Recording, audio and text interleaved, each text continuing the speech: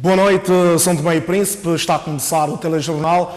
As eleições autárquicas regional não serão realizadas este ano devido a questões financeiras. A decisão do Presidente da República, Evaristo Carvalho, foi tornada pública pela porta-voz da Presidência da República.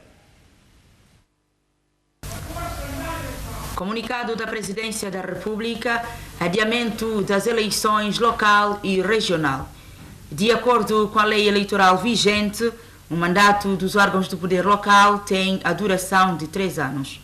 Tendo em conta que as últimas eleições foram realizadas a 12 de outubro de 2014, caberia ao Presidente da República convocar as eleições no presente ano para a necessária renovação dos respectivos mandatos. Entretanto, apesar da Comissão Eleitoral Nacional ter concluído o processo de recenseamento eleitoral de raiz, respeitante a toda a população residente em São Tomé e Príncipe, o Governo informou ao Presidente da República que o país passa por severos constrangimentos de natureza financeira, o que inviabiliza absolutamente a mobilização pelo Tesouro Público de recursos monetários imprescindíveis ao financiamento global das referidas eleições.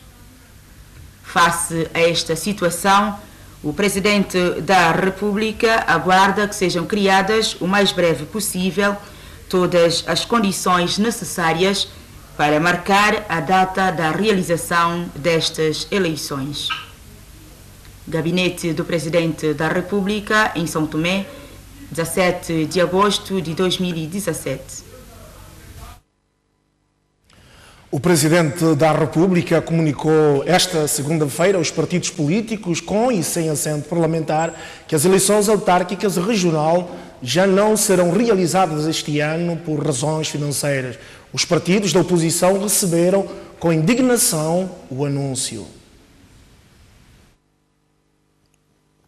O Governo comunicou ao Presidente da República por carta que o país não tem condições para realizar este ano as eleições autárquicas e regional por razões financeiras.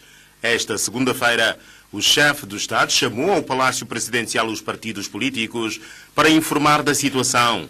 O ADI, que sustenta o Governo, reconhece que o momento é difícil e compreende a decisão do Executivo. É óbvio que deveríamos realizar todas as eleições dentro do prazo constitucionalmente estabelecido, mas já não é a primeira vez que para as eleições autárquicas e regional, e tendo em conta a situação econômica e financeira do país, adia-se ou prorroga-se o mandato desses mesmos órgãos. É a realidade que nós vivemos e nós sabemos e sentimos todos os dias. Penso eu que todos os cidadãos são-tomenses estão a acompanhar a situação econômica e financeira, quer do país, quer dos parceiros que nos ajudam, e achamos que sim, quando as condições estiverem reunidas para se realizar as eleições autárquicas e regional. Já os partidos da oposição com assento parlamentar, nomeadamente o MLSTP-PSD, o PCD e o UDD, não compreendem a razão do adiamento das autárquicas e regional. É de estranhar, tendo em conta que o presente orçamento retificativo apresentado pelo Governo há uma verba disponibilizada em torno de 10 mil milhões de fundo de contrapartida de Japão para a realização das eleições, e nós, no nosso entender, achamos um pouco absurdo a não marcação.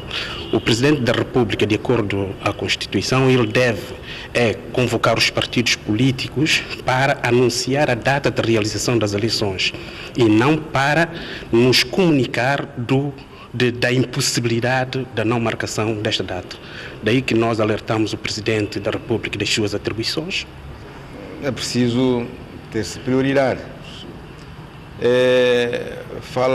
Diz-se que não há meios financeiros para se realizar eleições, entretanto há meios para se criar o Tribunal Constitucional.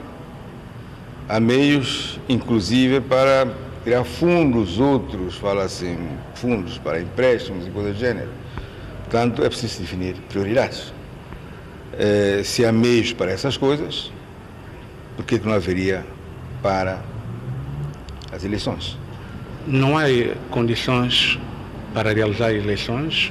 Como é que há condições para nós estarmos a organizar um tribunal constitucional, como é que há condições para nós criarmos um fundo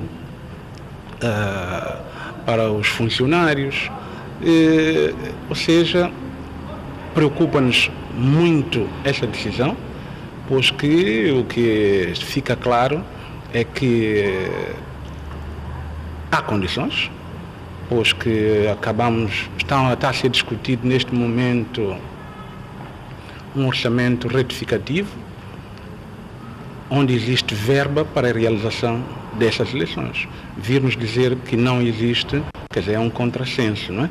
É um contrassenso e preocupa-nos. Os partidos sem assento parlamentar, depois de cerca de 2 horas de conversa com o Presidente da República, saíram igualmente preocupados. E deixamos claro ao Sr. Excelência e ao Presidente da República que nós repudiamos, portanto, este comportamento do partido no poder. O partido no poder, através do governo, veio dizer não haver condições financeiras para a realização das eleições, colocando naturalmente o Presidente da República numa situação de impossibilidade de marcar as eleições. Mas o partido no poder,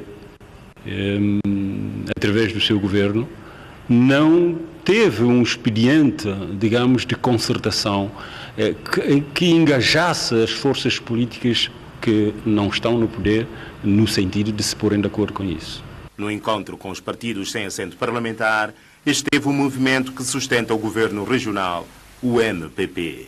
O governo devia diligenciar expedientes de forma a nós cumprirmos a lei.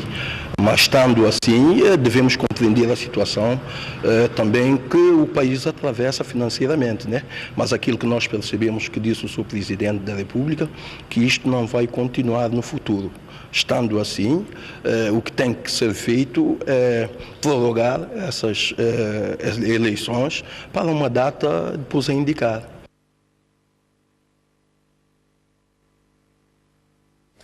É necessário entendimento entre os partidos políticos de forma a se ajustar o calendário eleitoral e reduzir desta forma os custos com as eleições, defendeu hoje o secretário-geral do ADI. Os partidos da oposição, com assento parlamentar, já reagiram sobre o assunto.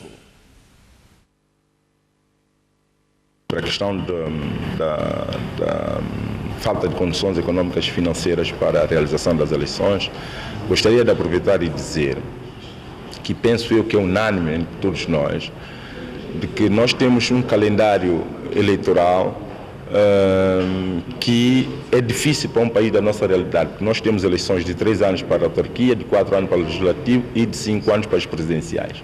E não é suportável, econômico e financeiro, temos eleições quase todos os anos. Logo, o problema é que esse calendário está balizado pela Constituição. E a forma de alterar isso é necessário que haja um acordo, um entendimento entre os partidos políticos, porque a maioria qualificada para se mexer na Constituição é de 3/4 e para aprovar uma nova Constituição é 2/3. E nenhum partido tem essa maioria qualificada, é necessário um entendimento entre nós para se ajustar o timing, o período, o mandato do poder local. Na minha opinião, obviamente que isso será matéria de muito debate, mas esticar de 3 para 4 anos. Essa é a proposta e penso eu que todos os partidos estarão de acordo. Mas há alguns assuntos que é preciso mexer na Constituição, como é este caso do mandato, a questão da autonomia, o reforço da autonomia do governo regional, que não se pode avançar mais porque está balizado pela Constituição, a questão das férias parlamentares, deputados com 4 meses de férias no ano. Bom, são assuntos que nós pensamos ser consensual, mas é preciso haver um entendimento entre os partidos para se mexer na Constituição. E nessa matéria não temos objeção. Para nós até é de salutar a iniciativa, tendo em conta a dificuldade financeira que o país atravessa, daí que se porventura vier uma proposta dessa natureza, o MLSTP sim estará de acordo. Essa proposta não é nova. O PCD também, no passado, fez essa proposta, porque não podemos continuar com eleições todos os anos. É preciso que se ajuste o calendário eleitoral. Mas o consenso deve ser encontrado, não deve ser encontrado só para essa questão. É preciso que haja consenso em torno de várias outras questões de interesse nacional. E nós percebemos que não tem havido, por parte do ADI, interesse em buscar esse consenso junto aos partidos da oposição. Isso de poupar meios financeiros e não só, os partidos que prezam pelo bem-estar e desenvolvimento do país têm essa preocupação. Têm preocupação e entendem que talvez o tempo que é dado do mandato ao poder local talvez não seja suficiente. Mas a forma atabalhoada como as coisas estão a ser feitas, com a instituição de uma comissão eleitoral por um período de 7 anos, uma comissão eleitoral que vai ditar os resultados das eleições, uma comissão eleitoral cujos dirigentes serão quase todos do poder instalado, isso preocupa.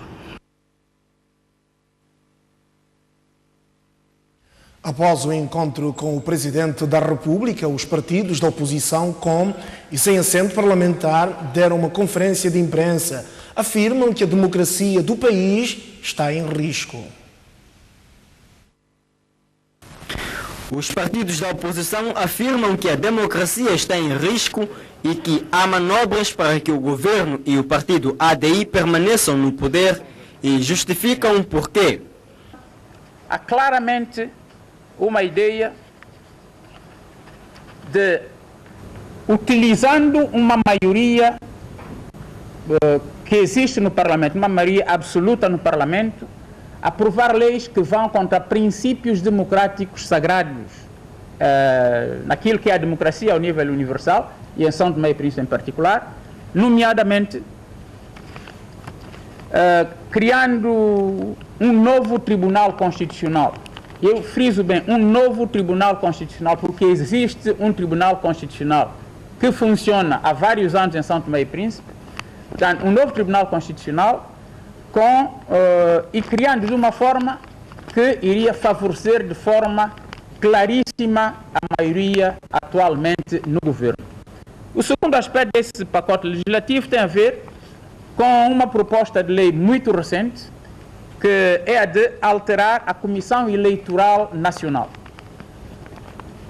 Pretendem estabelecer um novo mandato de 7 anos para essa Comissão Eleitoral Nacional e, em vez de ser uma Comissão Eleitoral Nacional que, por natureza, deve ser independente, passaria a ser, pela proposta que apresentaram, um tribunal do ADI ou um tribunal do governo. Por quê? Porque a Comissão Eleitoral, do governo. A oposição insiste na ideia de que o processo de recenseamento eleitoral de raiz está viciado e propenso a fraudes. Como último elemento fundamental neste processo, cabe-nos salientar o chamado recenseamento eleitoral de raiz. E nós gostaríamos de alertar a população são-tomense, a todo o corpo diplomático no país, os estrangeiros, os expatriados que também vivem conosco neste país, para a necessidade de estarem extremamente atentos, de ajudarem, digamos, a manter o processo democrático em São Tomé e Príncipe, porque este processo de recenseamento eleitoral de raiz está eivado, está cheio de irregularidades. Sem ainda terem definido o que fazer, os partidos da oposição com e sem assento parlamentar asseguram que estão dispostos a fazerem o necessário para travar estas intenções do governo e esperam contar com a Presidência da República e do Tribunal Constitucional. O secretário-geral da ADI convocou esta tarde os jornalistas para uma conferência de imprensa. Levi Nazaré reagiu às acusações feitas este domingo pelo MLSTP-PSD. Segundo os social-democratas, o governo e o partido ADI estão a preparar uma fraude eleitoral. Para Levi Nazaré, o país já habituou com os discursos desta natureza por parte do MLSTP-PSD. Em primeiro lugar, gostaríamos de demonstrar que, ao contrário do que sempre dizem, há democracia no país. Por haver democracia no país é que nós assistimos essas irresponsabilidade de um partido com tamanha responsabilidade no país que é o MLSTP. Todos os meses nós assistimos tempos de antena do MLSTP, do PCD, da UDD, os partidos de oposição, declarações, comunicação à imprensa. No fundo, a oposição tem o seu papel e está usufruindo de todos os direitos legais e constitucionais que tem. E fica assim demonstrando perante toda a nação de que São Tomé e Príncipe é um país democrático e a democracia está de saúde. Tribunal Constitucional, um assunto já demais discutido, debatido, mesmo na Casa Parlamentar, que é a casa da discussão política por excelência, já se esgrimiu todos os argumentos a favor e contra a institucionalização neste momento do Tribunal Constitucional. Quanto à Comissão Eleitoral Nacional, dizer que são membros da Comissão Eleitoral Nacional representantes de todos os partidos de oposição. E essa mesma Comissão Eleitoral Nacional, em que estão representados todos os partidos com assento parlamentar, sabem que sempre que nós temos aqui eleições e que vêm observadores internacionais acompanhar as nossas eleições, deixam sempre recomendações. E na última eleição esteve cá uma grande delegação da União Africana, presidida por Sua Excelência, ex-presidente de Moçambique, Armando Guebuza, e que disse à imprensa nacional e internacional, está nas recomendações finais, de que São Tomé e Príncipe precisa, a par de outros países, rapidamente instituir a Comissão Eleitoral Nacional Permanente. Isto não é dito pelo ADI, mais uma vez, pelos observadores internacionais, e está nas recomendações no relatório final. Todos podem ter acesso. O que se fez dentro das prerrogativas constitucionais normais é apresentar uma iniciativa legislativa nesse aspecto para a criação da Comissão Eleitoral Nacional Permanente. O que é que nós temos hoje? Cria-se a Comissão Eleitoral ad hoc para um determinado período, assim que termina as eleições, deixa de funcionar. Mas há um conjunto de trabalhos regulares da Comissão que deve fazer o seu trabalho. Não conseguem fazer porque no final das eleições extingue-se a Comissão Eleitoral Nacional. Isso é contraparte democrática. Em todos os países do mundo existe um corpo permanente da Comissão Eleitoral Nacional. Quando chegar-se ao momento das eleições, constitui-se a comissão normalmente com os representantes de todas as candidaturas, se for eleições legislativas, os partidos políticos, se for as presidenciais, os candidatos às eleições presidenciais. Logo, nós não estamos a inventar nada, apresentamos uma proposta, essa proposta será debatida e discutida na Assembleia Nacional e a oposição terá seu momento, seu palco para melhorar a proposta, discuti-la, criticar e votar. Mas o que não podem fazer é querer alterar a regra da democracia. E a regra da democracia é proporcionalmente os partidos têm assento parlamentar e as decisões são tomadas no Parlamento.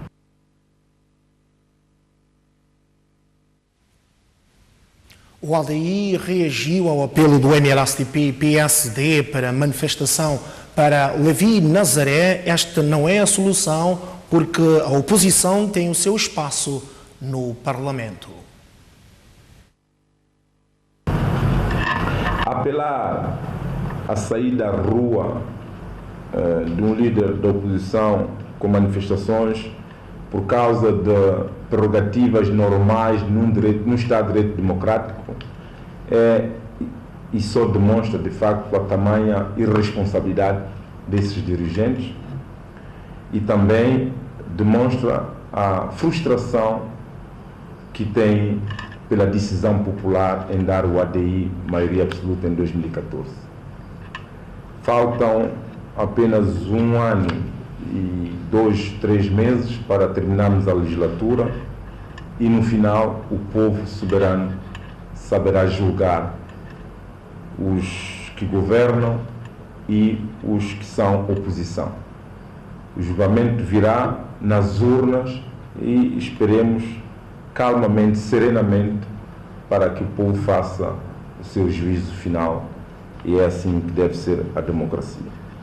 Mas, enfim, nós já estamos habituados com esse tipo de forma de fazer política, já estamos habituados com essas pessoas que, cada vez que abrem a boca e falam, demonstram que são antidemocráticos, não estão habituados às regras democráticas, não percebem que em democracia é mesmo assim. A democracia é feita pela decisão da maioria quando tiver que ser. Se houver consenso, há consenso, mesmo com oposição, vota-se contra e vota-se a favor. E a discussão deve ser feita no Parlamento e não na rua. Logo, o partido ADI demarca-se dessas acusações de que o ADI, o seu líder, está a preparar uma mega fraude eleitoral. Isto não faz parte do nosso ADN, não faz parte das práticas do partido ADI. Talvez por conhecerem bem essas práticas de fraudes eleitorais que sempre, talvez, tiveram no passado, por isso é que temem tanto e estão todos os dias com fraude na boca. É isso que nós gostaríamos de dizer e também apelar ao povo para continuar tranquilo, sereno e que deixa que, quando chegar o momento, o povo saberá julgar os dirigentes que nós temos.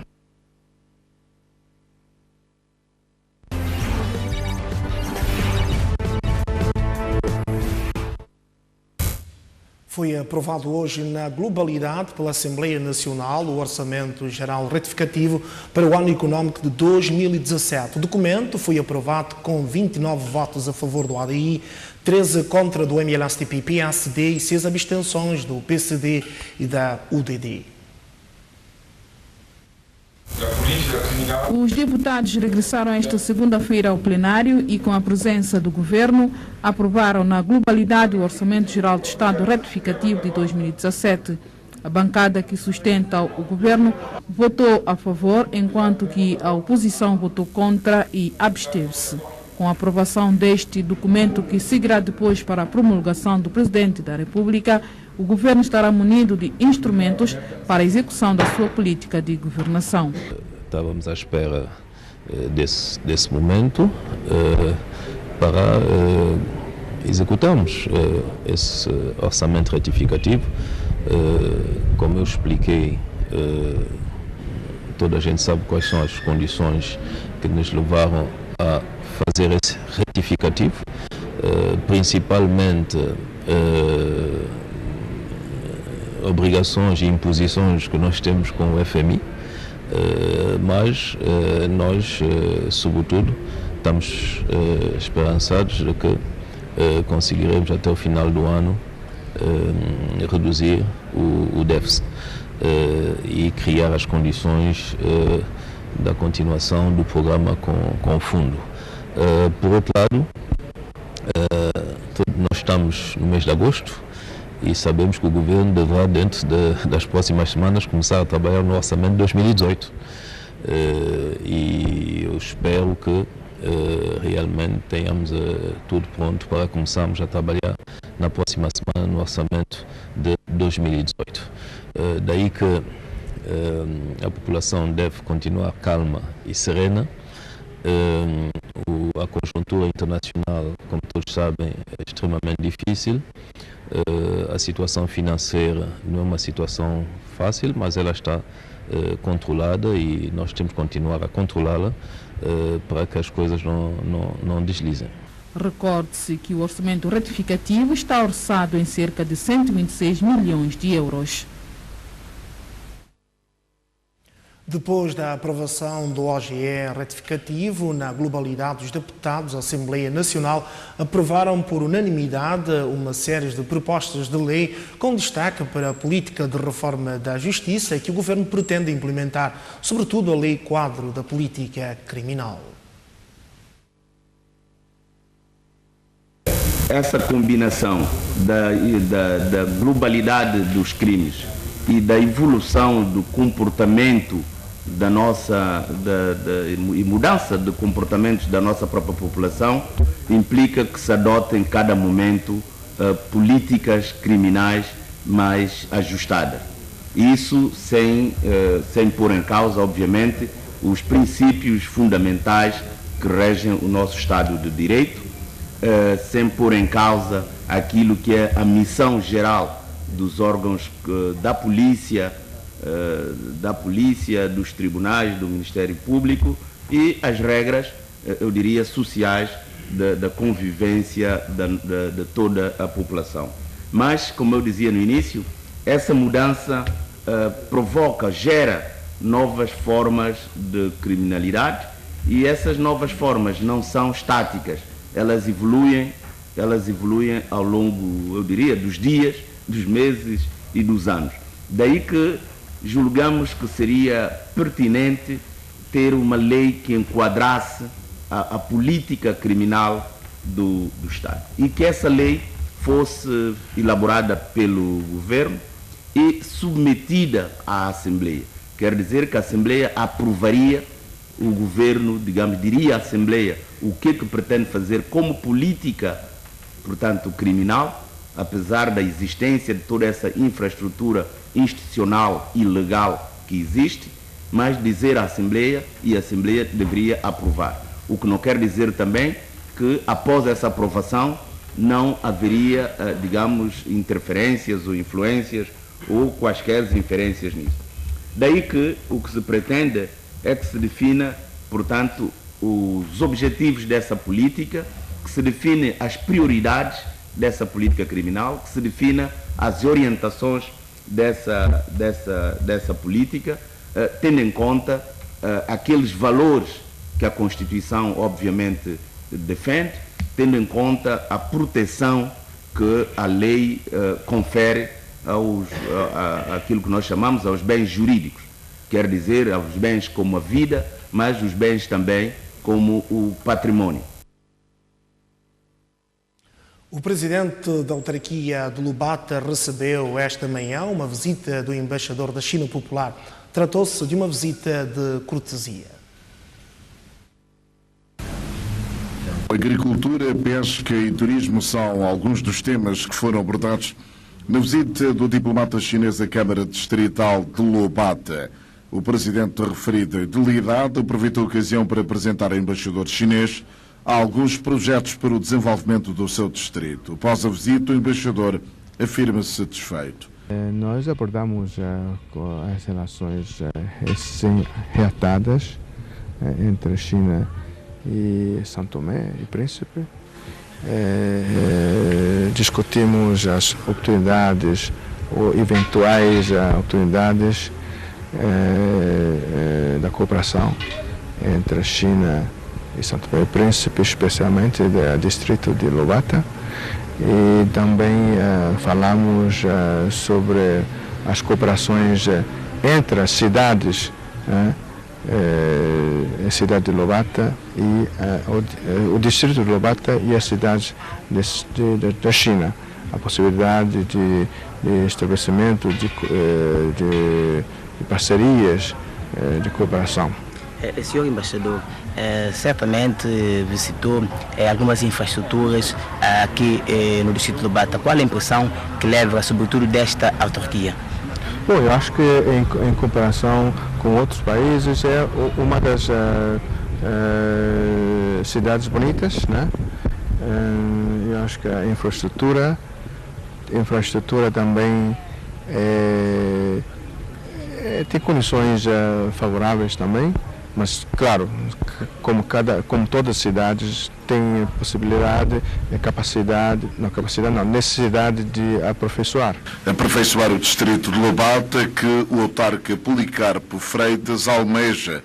O mesmo refere que a visita foi positiva pelo conteúdo das questões abordadas. Foi um encontro de conversa, de partilha entre o senhor embaixador e o presidente do poder local de Lobata, de forma que nós pudéssemos partilhar, trocar algumas ideias que são interessantes para o nosso distrito de Lobata e o país em geral.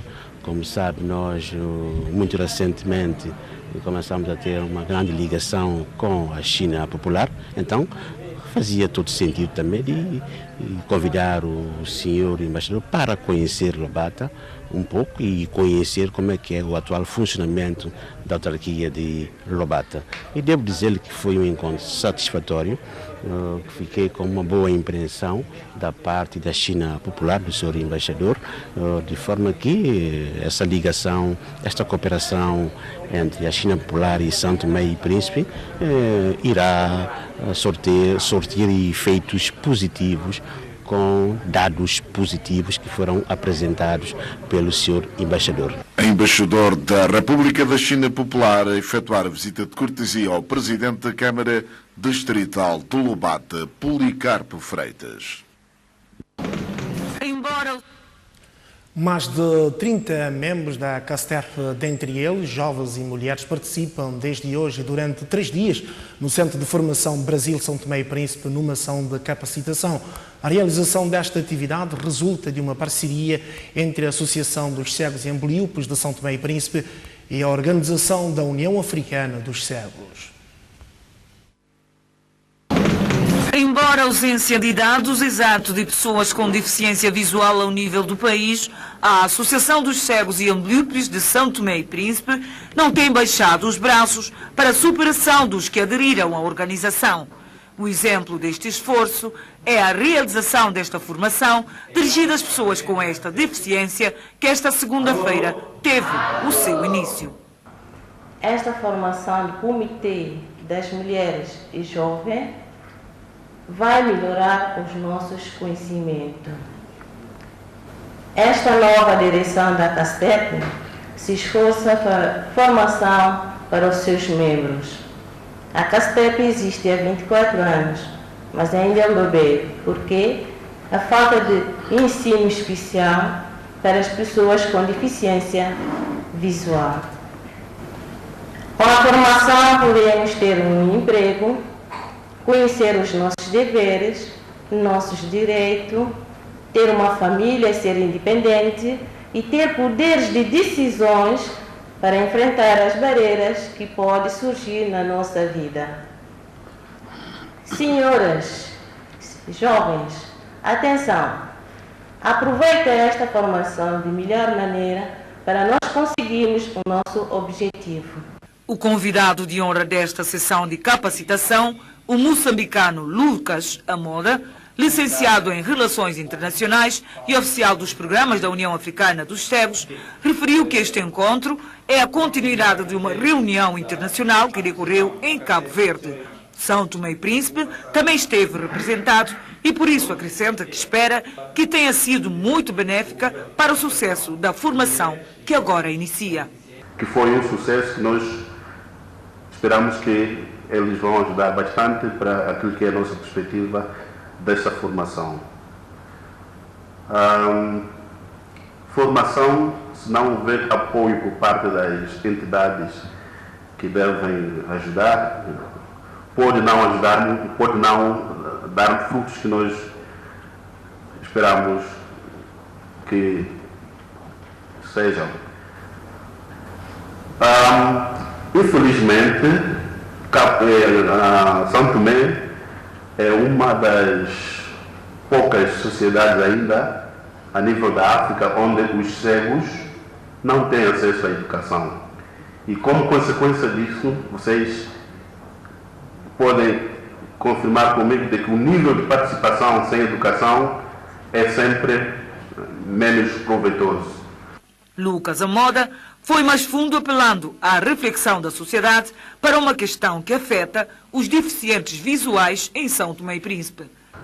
Sobre essa situação estamos a falar hoje em 2017, em século XXI, ainda um país belo como este, os cegos não têm acesso à educação.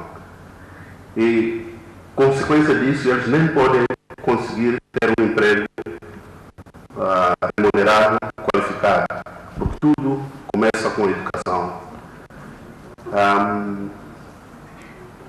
Sei que há estratégias no lugar, pelo parte do Ministério da Educação. Eu sei que há esforços de todos os ministérios para mudar a situação. O que a União Africana vai pedir é que, se calhar, acelerem o passo para que isso aconteça. A par da aposta na educação e na formação da população em geral e dos jovens em particular, este governo pretende o desenvolvimento e envolvimento dos cidadãos na criação de regimes de autoproteção e dar-lhes ferramentas que não só permitem, como incentivem e facilitem a sua integração e participação social de forma justa, democrática e em igualdade de oportunidades. A inclusão social certamente tem sido um dos grandes desafios deste governo e, apesar dos obstáculos encontrados para a efetivação dos direitos inerentes aos deficientes visuais, são nas pequenas ações que podemos fazer a grande diferença. A avaliação das capacidades consiste na primeira parte deste exercício de 3 dias. Os participantes são provenientes de todos os distritos de São Tomé. Infelizmente, por causa das limitações financeiras da ACASTEP, os representantes da região autónoma do Príncipe não se fizeram representar. Ingressaram oficialmente este fim de semana 50 voluntários na Sociedade Nacional da Cruz Vermelha de São Tomé e Príncipe, que vão atuar nos comitês de neve e angulares. No encerramento da formação, Frederico Gustavo dos Anjos, presidente da organização, enalteceu o papel dos voluntários. Acaba de ser formado novos voluntários que vão reforçar o quadro dos comitês de neve e angulares. São jovens que decidiram abraçar os princípios da organização que atua em qualquer lugar para todos. Durante a formação, aprenderam, dentre vários temas, o socorrismo, catástrofes naturais, áreas com as quais a Cruz Vermelha é chamada a intervir. Quem no passado não tinha conhecimentos a esses níveis, agradece e sente-se pronto para apoiar os mais necessitados. Vimos que a formação teve um bom benefício para nós, todos aqueles formados. Em nome da toda a equipa, dos meus colegas, agradeço em nome deles. Já com a formação aprendemos acerca dos primeiros socorros, conforme devemos intervir a ação, os métodos que devemos usar para salvar uma vítima, não só como salvar uma vítima, como também resolver alguns problemas de catástrofes, a função dos voluntariados. A formação enquadra-se na política da Cruz Vermelha de São Tomé e Príncipe, que pretende aumentar o número de voluntários e reforçar a sua rede de ação social nos comitês de neves e angulares. Se não há voluntários, não temos como intervir onde for necessário para apoiar ou vítimas ou população carenciada que eventualmente necessita da presença e do apoio da Cruz Vermelha. Daí que registro com muita satisfação essa vossa disponibilidade de participação. Resta-me desejar que ponham efetivamente em prática, não é, os ensinamentos colhidos ao longo dessa semana de formação. Cruz Vermelha forma 50 voluntários que desta forma ingressam no movimento do Crescente Vermelho.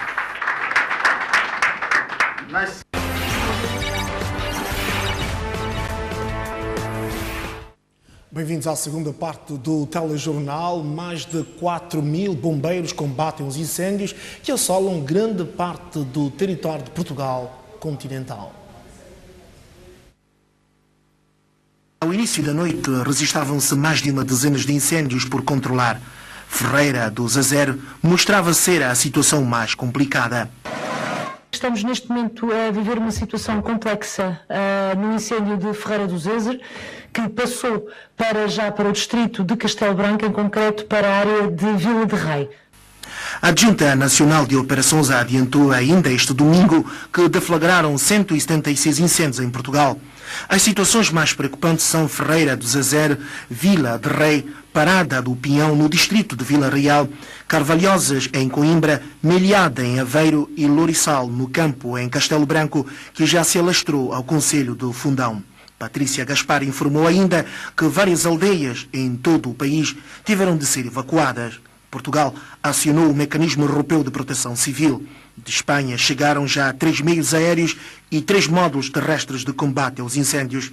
Devido às elevadas temperaturas que se fazem sentir, o país permanece em alerta laranja devido ao elevado risco de fogos. Um polícia foi morto na Turquia, nas proximidades de uma esquadra de Istambul, durante a detenção de um suspeito no âmbito de uma mega operação antiterrorismo.